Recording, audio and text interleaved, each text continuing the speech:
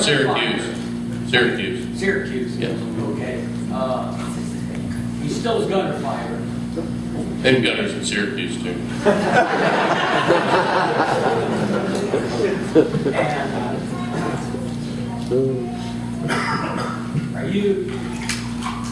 are you prepared? Do you have the resources in place to bring him down? The question was about taking on McAuliffe with the expectation that they won't necessarily fight fair, to put it in my own words instead of Vic's. But the resources are not there yet. They're not. And during the session, I can't raise money. I can't do that for another 2 weeks at least. And he can. And so I expect when we get out of there, at least on the money front, we'll be behind a bit. But I'm certainly mentally prepared for it. And, you know, the nastiness has already begun. You all don't see it as much as I do, at least I hope you don't.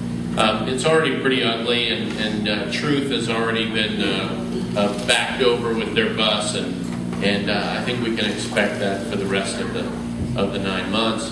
Ultimately, I count on Virginians to see through it. We've obviously got to help them do that.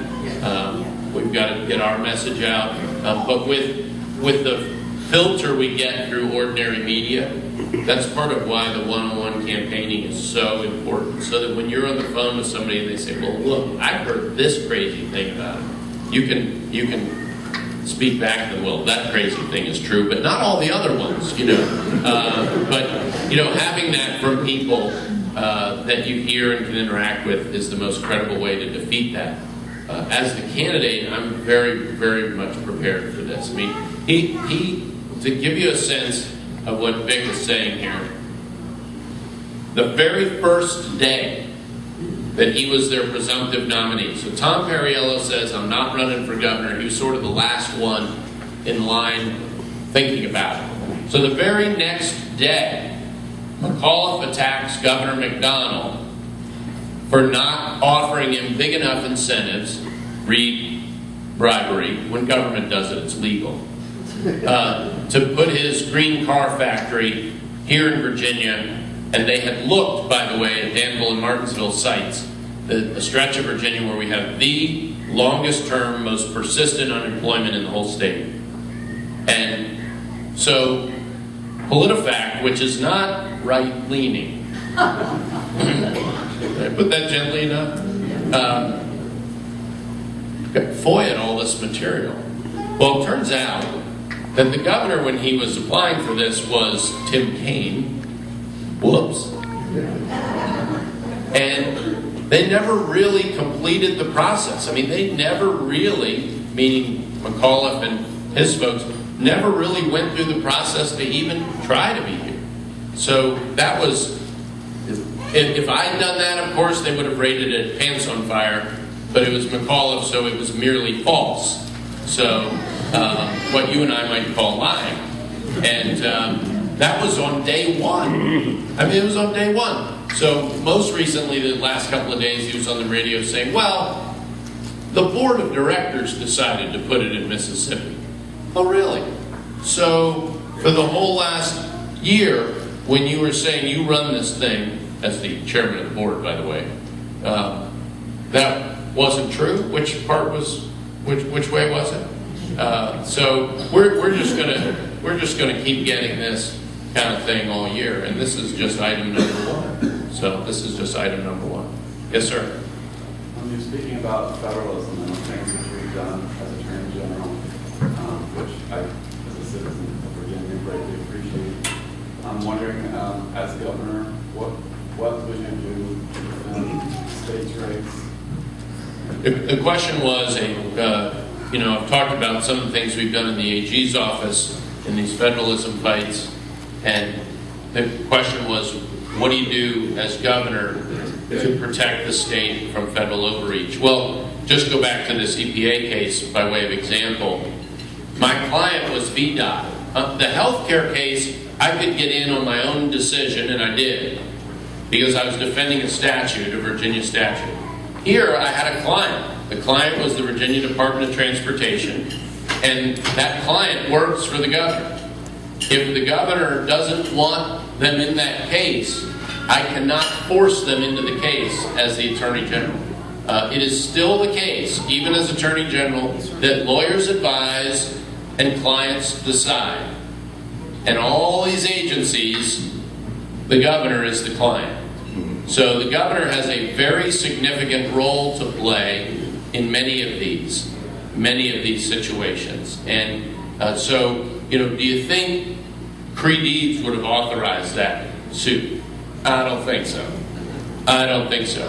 And an interesting reflection on this subject in the Attorney General's race is, I think the hardest party office to run for, and I'm doing the combination, is the Democrat for Attorney General.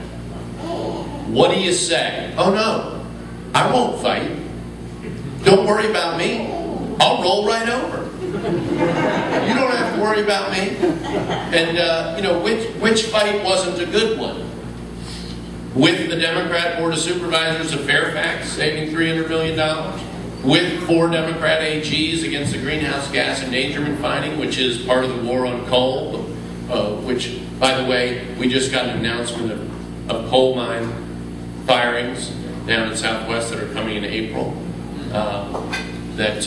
And Charlottesville, Northern Virginia, other parts of Virginia, they have alternatives. Southwest, no serious alternatives. It's worth Republicans remembering. Always, always, always remember this, and please try to communicate it. The kind of across-the-board regulatory assault of this administration hurts the poor first and the poor worst.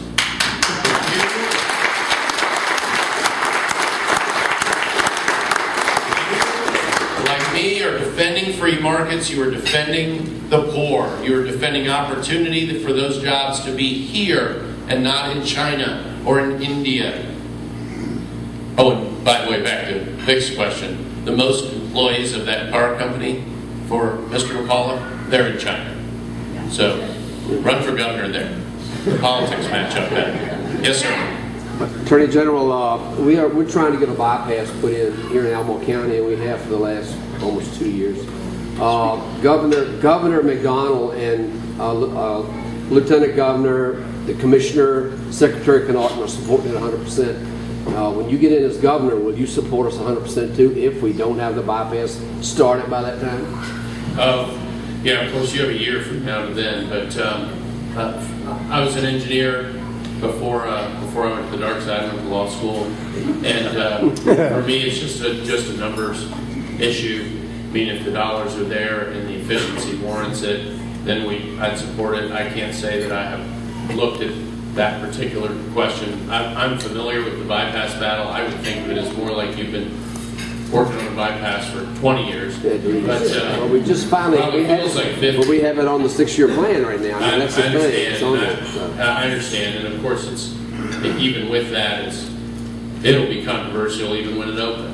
I'm sure. Yeah. But and the other communities up and down 29 want to see more efficiency through this part of the corridor, and I certainly appreciate that. And then if that's the best way to do it, then that's fine with me. I'm more data-driven than anything on decisions like that, and I'd like to see our VDOT move more in that direction as well.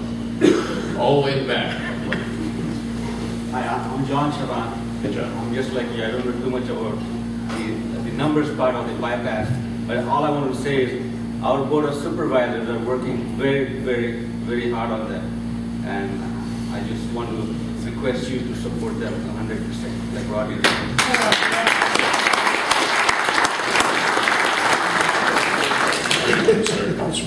First, a comment and a quick question. You mentioned that the property rights amendment passed by 74%. I want to tell you that in Charlottesville, people's Republic of Charlottesville passed by 60%.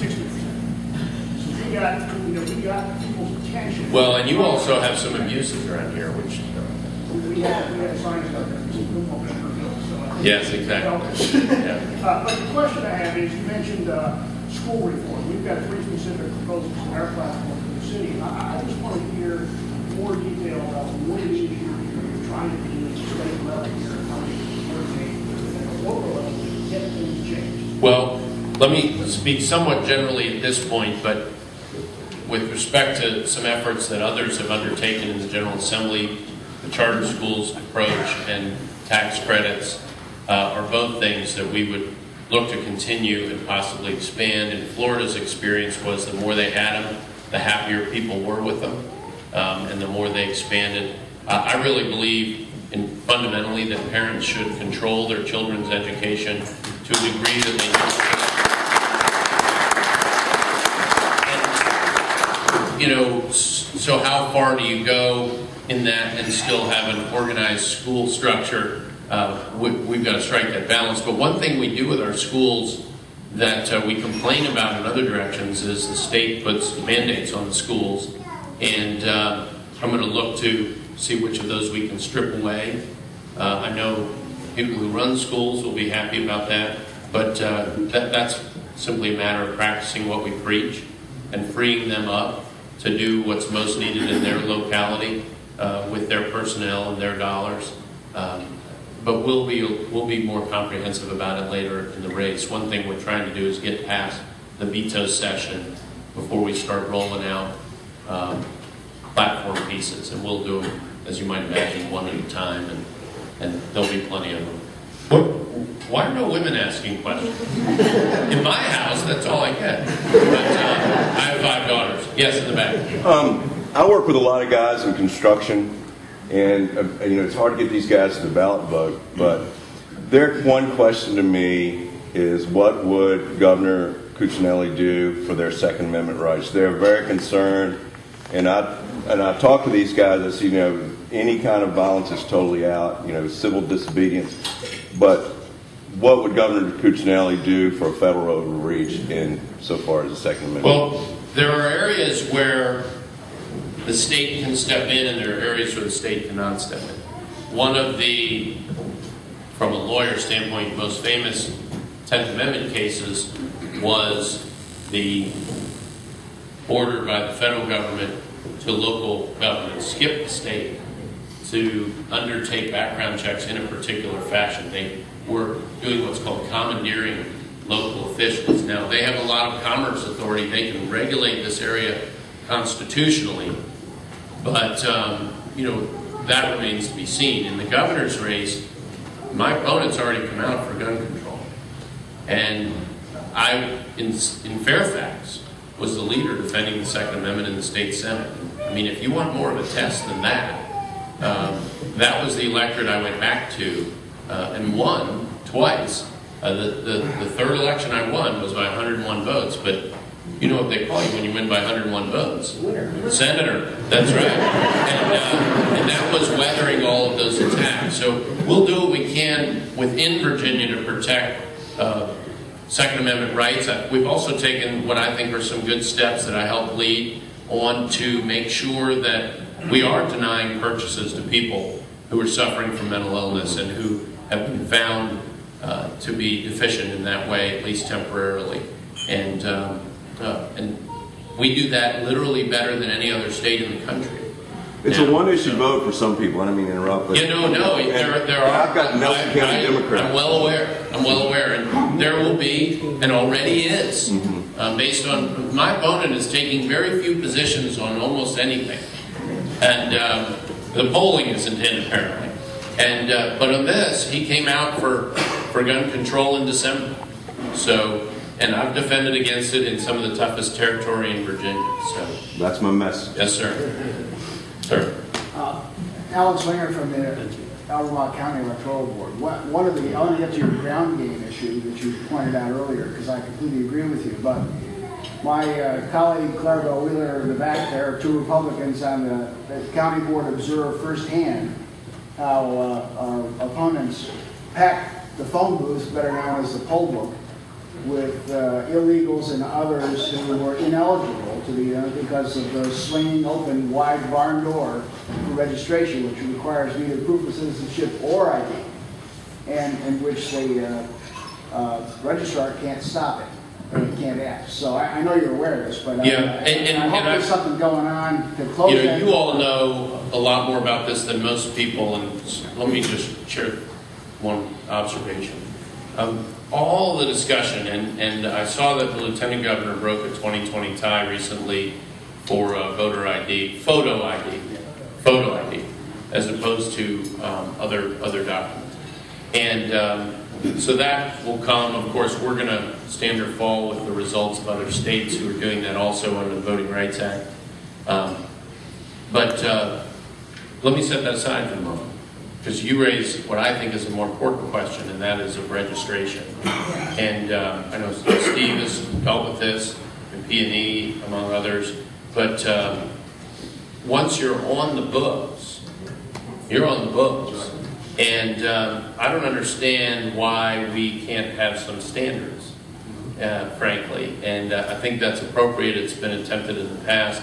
I actually think it's more important, not to say any one area is exclusive, but this is an area, you know, we see so much focus on voter identification, but I totally agree with you that we need to put in place reasonable systems to assure that the people registering to vote are appropriately allowed legally to register. And then the third piece here is afterwards, the law enforcement piece. The Attorney General cannot initiate their own investigation of violations of election law. It's interesting to me, you know, get all sorts of interesting occurrences here. Senator McEachin is beating me up on the, you know, for not investigating this, that, or the other thing, and he knows very well that we can't do it. So he'll get a chance to vote for a bill that would give us the authority to be a prosecutor statewide. Now, your state police can investigate things, but then it's Commonwealth's attorney by Commonwealth's attorney, instead of having some cross-jurisdictional authority that can deal with this in a more unified fashion. I talked to Doug Gansler, who is the Attorney General in Maryland. He's a very liberal guy, but he comes from a prosecution background, and he was just stunned that we didn't have this authority. He couldn't believe it. And you know, a lot of it is very political. For the Democrats, they zero in on who is the Attorney General. And when you decide a question like this, it shouldn't be with respect to the people. You design a system for the best governance possible, no matter who is there. And I'd be perfectly happy if they didn't set it to go into effect until February 1, 2014, as long as I know it's coming, and that we're going to improve our ability to enforce our own laws. And then the local boards nor the State Board of Elections have any people who they can investigate anything with, just so you all, the rest of you, know that. So, yes, sir, Carl. 2007, Governor King set in motion his Virginia Energy Plan, and then Governor McDonald had the 2010. Unfortunately, both read almost verbatim, and particularly the section on renewables. So now we're saddled with the governor's all of the above energy plan, rather than perhaps we're not being engineered all of the cost-effective, what makes sense energy plan. We're dealing with smart meters unsuccessfully, unfortunately. I'll be in Richmond on next Tuesday, trying to get Dominion to explain why we should be once again supporting solar panels for the elite few. Do you have a statement you could say that you are for all of the above that is cost effective? Yeah, you know, as AG, I've had 10 town hall meetings. I don't know if my predecessors had them or not. They were all in the APCO service area, all 10. Because for all of the things we talk about hot button this, hot button that, I have never seen a hotter button in state politics than electricity rates in Southwest, South Side, and Western Virginia. Basically here on down to the North Carolina border and out west. Draw a box there, and it is a firecracker. And there's a reason for that. The reason is that the rates have gone from about 65,000 kilowatt hours, and the average APCO house uses about 1,250 kilowatt hours, so 1,000 is pretty close. $65 per 1,000 kilowatt hours to about 105 now. And it isn't that, you know, APCO's done anything badly. It's that they're 80% coal. And in 2005, when those prices were really, really low, they were selling power out of the system. And you all get the benefit of that. You get part of the returns on that. And it essentially subsidized your rates for years. And now, of course, with the combination of an economic slowdown and the war on coal, they are tremendously hard-pressed in this area. The biggest piece of legislation we've gotten through this session is a change to the electricity regulation, the re-regulation bill. We got rid of the incentives for building coal plants. We got rid of the incentives for building natural gas plants. I mean, who the heck needs to be bribed to build a natural gas plant today? That is crazy. And we got rid of the renewable stuff, except for we lowered the incentives for building on nuclear from 200 basis points, that's 2%, to 100 basis points. That was a compromise to get votes. And also, we've limited the renewables down to offshore wind down to 100 basis points. So That should go negative. I understand that, but Charles' point is one about cost effectiveness, and that's where I come from. Realize you want to get a bill through, you've got to do some things to get a bill through. This will, between now and 2025, and don't hold me to this exact number, but this will save or insulate electricity customers in Virginia from about somewhere between $500 million and $750 million in electricity costs. You will not see those costs now because we get this bill through. And it gets us much, much closer to a straight line competition between sources of energy. I do not have any desire to subsidize one thing over another. And I got asked one of the environmentalists asked me a question, and I think it was my Roanoke town hall, very vehemently. She clearly presumed that I was going to give a particular answer. Something like, I demand that you stop subsidizing coal. And I said, I'm with you. And she was like, you are? And I said, yes, but you may not appreciate so much that I don't want to subsidize wind either. And she sort of sat back down slowly. But I made that point is, look, these need to stand on their own 2 feet. Right. They need to work within our economy.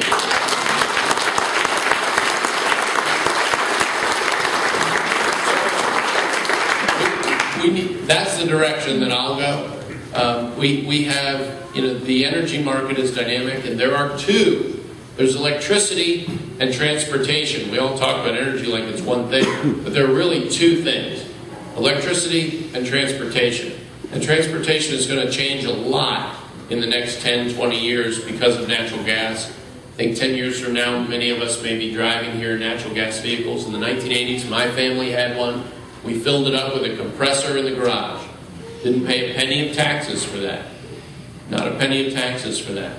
And if that's how we're going to fund roads, that's an issue. That's an issue. It's cleaner than gas, but once we're all driving on natural gas, then there's only going to be one energy market, because the same thing we're using to generate electricity, an enormous amount, enormous proportion, is what we're going to be driving on too. And so supply and demand are going to affect everything, not just one or the other. And we need to be preparing for that as we go forward. Yes, sir. Where do we stand? I know it's a very complex subject, but health, the Obamacare and the state and Medicare, Medicaid, enlargement, and as a small employer. So the update on health care after the federal health care suit. Right. There, of course, the federal health care law survived the assault of the states on it, but we did win 3 of the 4 constitutional arguments. We just didn't go 4 for 4. And the Chief Justice kept that law standing, essentially by rewriting it back to something that Congress had amended it away from. Just an extraordinary act of judicial activism. And but it still stands. We did get limits on federal spending power. We got limits on their commerce power in terms of their ability to mandate us to do one thing or another as individuals. And there were limits on life was given to the necessary and proper clause, which is much more boring, but important. What this did as a practical matter for the state is particularly put the Medicaid question on our plate. Before that case, if we had not done the Medicaid expansion, we'd have been subject to losing almost $4 billion of federal money that we use for to fund about half of our Medicaid program, which is our program where we provide health care to poor families in Virginia. It's about $8 billion a year now. It's the biggest part of the budget by far. It's also the fastest growing, the most out of control. But we're not threatened with losing that money anymore. We can decide on the Medicaid expansion on its merits straight up. And that is a point of contention, as you might imagine. Although I would point out on this that my opponent hasn't taken a position on it yet. This is not something I have supported. I oppose this. And the major problem, there are two major problems, three really. I mean, I could go 10, but it depends what you want to call major. One, they're giving us no flexibility whatsoever in how we implement this. Two is the cost to the state, regardless of all of the upfront bribery by the federal government. In the out years, this is $200, $300, $400 million. It'll be after I'm governor if I win this race, but you can't just get into something without some long-term notion that it's sustainable and survivable, and especially since I don't care whether it's Republicans or Democrats. These cost estimates are never, ever right. They're never right. And that brings me to number three. And number three is, this is a one-time decision.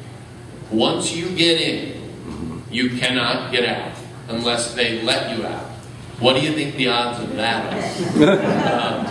And so it is an all or nothing deal once we decide to do it. And given the complete uncertainty and the massive expectation of budget growth, when we have other things we need to fund, I mean, I talked about transportation earlier, of state responsibilities, it is the most underfunded of the state responsibilities is transportation, if you stack them up. So one question I think anybody who wants to support that expansion has to answer is, where are you going to get the money? Where are you going to get the money? Are you going to raise taxes? Are you going to take it out of transportation, education? Where are you going to get it? Where is that money going to come from? Unlike an argument about tax cutting where you could say, well, we'll get more economic activity and we can grow our way back to the revenue. When you just add a cost, you don't have that argument available to you. I would be interested to hear what my opponent has to say on this if he ever gets the polling data back and decides. But it puts him in an interesting position because this is clearly not good for Virginia. So where do you see it going? Well, I hope we defeat it this year, and then I hope we have a governor who would veto it if it ever got to it. It would be me.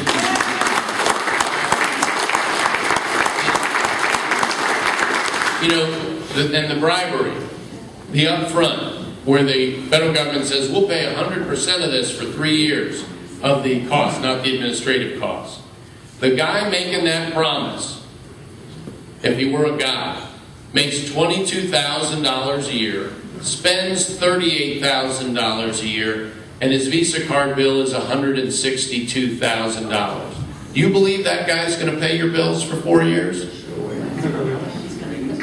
So he's going to use the Visa card, that's right. Yes, right up front.